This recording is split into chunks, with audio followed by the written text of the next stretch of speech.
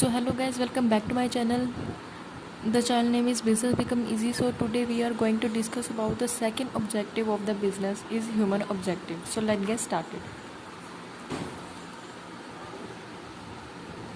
तो human objective में क्या होता है? Business has some responsibility towards the person interested in the affairs of the business like employees, customers बोल लो या कंज्यूमर्स बोल लो, शेयर होल्डर्स एंड गवर्नमेंट की बिजनेस की रिस्पॉन्सिबिलिटी पर्सनस के आगे भी होती है, मतलब जैसे कि एम्प्लॉयज़ के लिए भी होती है, कंज्यूमर कस्टमर्स के लिए भी होती है, शेयर होल्डर्स और गवर्नमेंट के लिए भी होती है रिस्पॉन्सिबिलिटी। तो इसलिए इसको ह्यूमन ऑब्जेक्टिव भी कहते हैं। और आगे जो भी एम्प्लॉयज़ हैं, कस्टमर्स हैं और शेयर होल्डर्स और गवर्नमेंट के प्रति क्या क्या रिस्पॉन्सिबिलिटीज़ हैं वो यहाँ पे आगे हमें पढ़ने को मिलेंगी। सबसे पहले आता है welfare of employees. The worker are the important part of the business, so they should not be considered as machine. The businessman has to pay attention towards the welfare of the employees. They should be provided with handsome salaries and good working condition, material incentive, etc. Employees are the most variable asset to the business. The success or failure depend upon its employees or workers.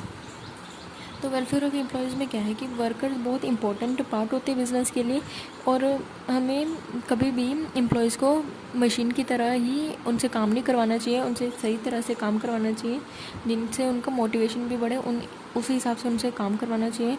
और businessman उनको फिर salary पे करते हैं, wages पे करते हैं, और उनकी वर्किंग कंडीशन भी बहुत अच्छी होनी चाहिए, उनका सामान भी बहुत अच्छा होना चाहिए।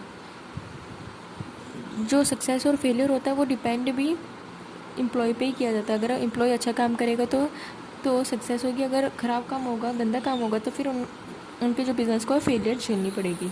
तो सेकंड पॉइंट है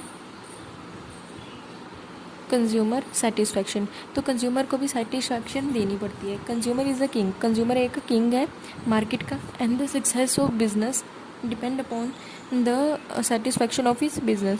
जो सक्सेस है वो भी डिपेंड होती है कि जब कंज्यूमर की सेटिस्फैक्शन होगी तो फिर वो बिज़नेस में, मतलब हमारे शॉप में आएगा, तो फिर इससे क्या होगी, सक्सेस भी होती रहेगी, मतलब कि हमें प्रॉफिट भी होगा। तो प्रॉफिट होगा तो हमें सक्सेस अपने आप ही होगी बिज़नेस में। The good must be produced as per liking. जो भी गुड हमें प्रोड्यूस करना है उनकी लाइकिंग, जो भी उनको पसंद है, उनका टेस्ट कैसा है, उनकी प्रेफरेंसेस कैसी रहती हैं और रिक्वायरमेंट क्या क्या उनको चाहिए होता है कस्टमर्स को। तो ये हमें ध्यान में रखनी पड़ती हैं चीज़ें।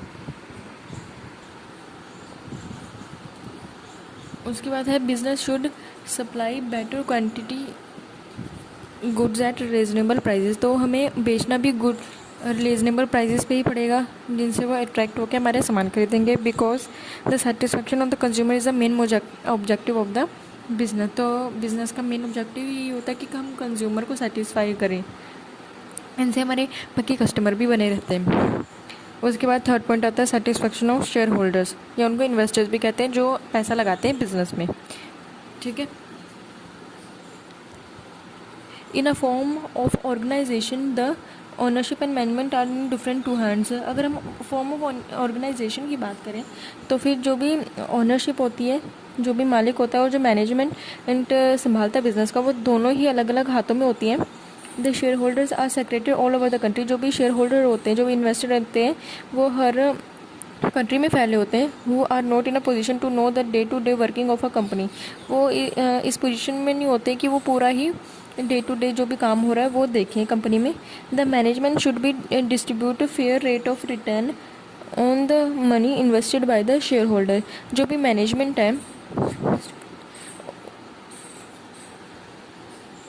जितनी भी मनी डिस्ट्रीब्यूट हुई जाती है मैनेजमेंट की तरफ से, उतना ही रेट ऑफ रिटर्न उनको शेयर होल्डर को मिलता है। More over the investment of the share holder should not be misused by the company. जो भी इन्वेस्टमेंट होती हैं शेयर होल्डर्स की, उसका मिसयूज़ नहीं कर सकती कंपनी।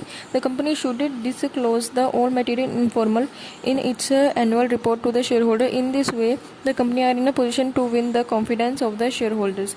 अगर हम सही तरह से काम करेंगे, इससे हम शेयर होल्डर का दिल भी जीत सकते हैं, और वो इस पोजीशन में नहीं होता है कि वो पूरे डे टू डे वर्क देख पाए कंपनी का। ठीक है। अब लास्ट पॉइंट आता है हेल्पफुल टू गवर्नमेंट। ये गवर्नमेंट के लिए हेल्पफुल कैसे रहता है?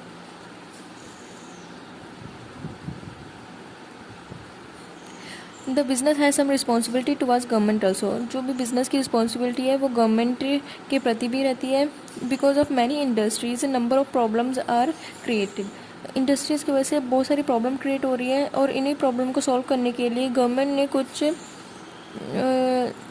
To solve problems government has to take help of business community. तो इसलिए गवर्नमेंट ने कुछ हेल्प ली है बिजनेस से। For example government can control pollution only if all the industrial house are use the method of controlling pollution at a unit level. तो example में क्या बता रहे हैं कि जो भी गवर्नमेंट है कंट्रोल कैसे कर पाएगी पोल्यूशन?